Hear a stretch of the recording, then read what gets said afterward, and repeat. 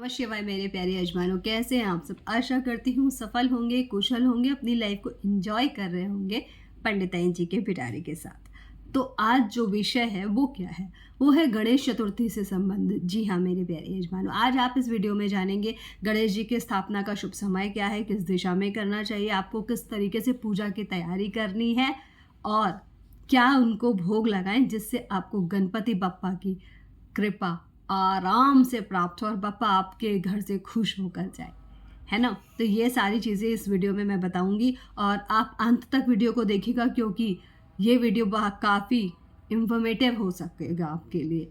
कब स्थापना करनी है, कैसे करनी है, सारी चीज़ें आपको मैं इसमें बताऊंगी। पूजा कैसे करनी है, आसन कैसे बनाना है, ठीक है। तो चलिए शुरू करते हैं आज का ये वीडियो। और किसका नाम लेके, गणपति का नाम लेके। एक बार जोर से बोलिए, गणपति बप्पा मोरया। तो आप जानते हैं गणपति के घर लाने का शुभ मुहूर्त, पूजा का शुभ मुहूर्त कौन सा है। तो जैसे हम समझ रहे हैं गणेश चतुर्थी आपकी लगेगी 26 अगस्त को।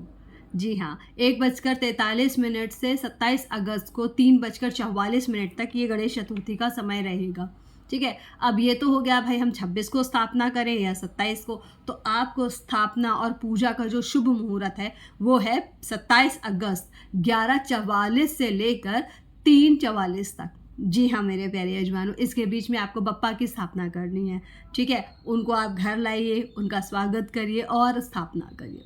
तो इस तरीके से आपके लाइफ में गणपति जी के आने का समय बता दिया है, शुभ मुहूर्त बता दिया है। खुशी खुशी बप्पा को लेकर आइएगा, अच्छे से प्रिपरेशन कर लीजिएगा, बप्पा खुशी खुशी आपके साथ आएंगे, ठीक है। अब जानते हैं कि तैयारी कैसे करनी है पूजा की। अगर आप चाहो तो गणपति की पूजा की तैयारी आप एक दिन पहले से कर सकते हो। जो भी आवश्यक सामग्री है, फूल, फल, माला, दूर्वा घास, मिष्ठान और जो भी प्रिपरेशन करनी एक दिन पहले से कर लो। इवन आप उनका जो मंडप है ना, जिस पे आप गणपति को बिठाओगे, एक दिन पहले से प्रिपेयर कर लो, ताकि जब आप बप्पा को लाओ तो आपको परेशानी नहीं हो, ठीक है। अब पूजा विधि क्या करनी है, सबसे पहले आप अपना सुबह नहाओगे धोगे और मेरी एक स्पेशल एडवाइस है, आप येलो या ग्रीन कलर के कपड़े पहनना, बिकॉज गणपति आ रहे हैं वेडनेसडे को और वेडनेसडे का कलर ही ग्रीन होता है और उनको पसंद भी बहुत है, ठीक है। तो आप ये ज़रूर करना। ग्रीन कलर के कपड़े पहन लेना, नहीं हो तो कुछ भी कलर पहन लेना, पर ब्लैक ब्लू अवॉइड करना, वो पूजा में वैसे भी नहीं पहनने चाहिए, ठीक है। उसके बाद गणपति आप घर लाएंगे, मुंह ढककर लाते हैं, सबको ही पता होगा, काफ़ी टाइम से आप लोग गणपति की स्थापना कर रहे होंगे अपने घर में। तो उसके बाद आप उनको बिठाओगे, विराजमान करोगे, फिर उनका मुख जब खुलेगा तो आप हटाओगे और डायरेक्ट फेस नहीं देखोगे, आपको एक शीशा चाहिए होगा, है ना। ये हमेशा याद रखो। हम क्या गलती करते, फटाक से हटा देते। हमें इतना ताप नहीं है, एनर्जी नहीं है कि हम उनके एनर्जीज डायरेक्ट सह पाए।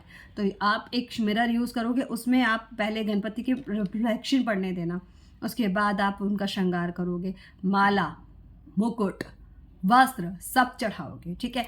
जनेऊ स्पेशली चढ़ा लेना ज़रूरी होता है, ठीक। और यहाँ पर आप कलश स्थापना अगर करोगे तो उस पर नारियल नहीं रखोगे, क्योंकि नारियल स्वरूप होता है गणपति का। आप कलश में रखोगे, कलश में आप चावल डालो, रोली डालो, हल्दी डालो और थोड़े से कॉइन्स डाल दो, जितना आप रख सको, ठीक है। उसके बाद में क्या करना है, सिंपल सी बात है, उसके ऊपर आप एक कटोरी रखो, उसमें चावल भर के रखो, उसके ऊपर दिया जलाओ। आप कलश को डेकोरेट करोगे आम के पत्तों से, माला चढ़ाओगे, ठीक है। और फिर आप पूजा स्टार्ट करोगे। उसके बाद में आप गणपति की पूजा अर्चना करो, गणपति के मंत्रों का जाप करो और उसके बाद आप आरती करो गणपति की, ठीक है। और एक मैं आपको स्पेशल बात बता दूं, जो आप पता नहीं आप लोगों को पता है या नहीं, पर ज़्यादातर लोगों को पता होगा। वो क्या है, आपको गणपति के सामने या किसी भी भगवान के सामने कभी भी हाथ जोड़कर नहीं खड़ा होना है। आप ऐसी मुद्रा में खड़े होंगे, यूँ, है ना, कि आप उनसे कुछ ले रहे हो। अगर आप ऐसे खड़े होते हो उसका मतलब आप विदा करो, नमस्कार, अब मिलना नहीं, ये नहीं करते हम भगवान से। हम सर ऐसे झुकाते हैं, वो चलेगा, ठीक है। हाथ नहीं जोड़ना, उनको आपका आह्वान करना है। गणपति के आह्वान के साथ आप ये विश्वास रखना कि गणपति आपके घर में इस मूर्ति में स्थापित हो गए, पूरे 10 दिन के लिए आपके पास में आ गए हैं गणपति बप्पा।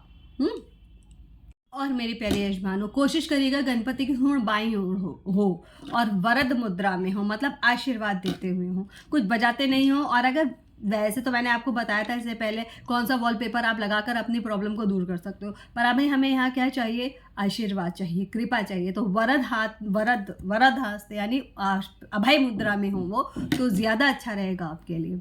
ठीक है।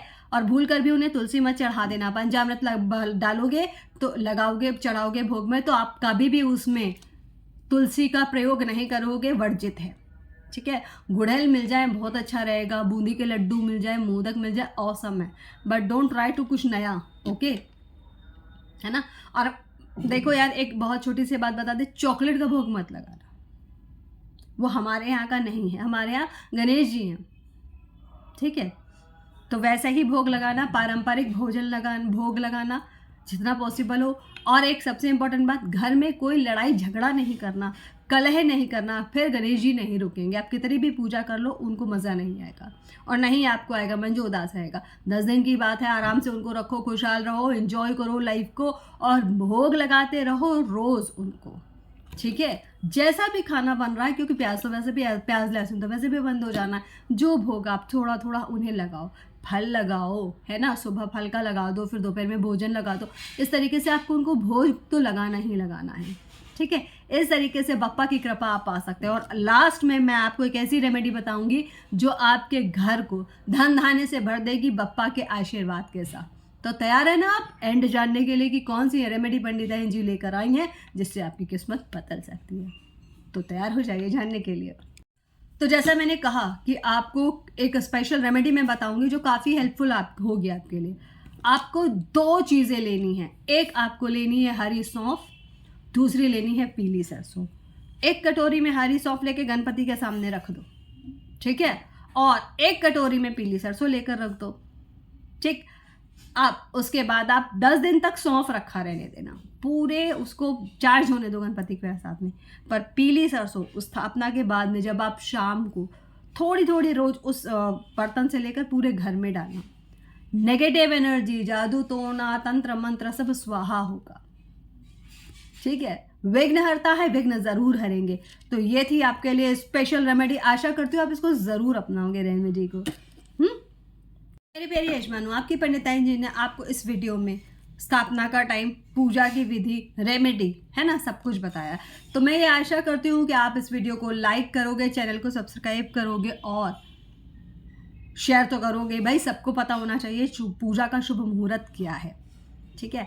तब तक के लिए आपके पंडिताइन जी आपको थैंक यू बोलती हैं वीडियो देखने के लिए। और आपका अपना ध्यान रखिए, अपने घर में सबका ध्यान रखिए, और बप्पा का स्वागत बहुत मन से करिएगा।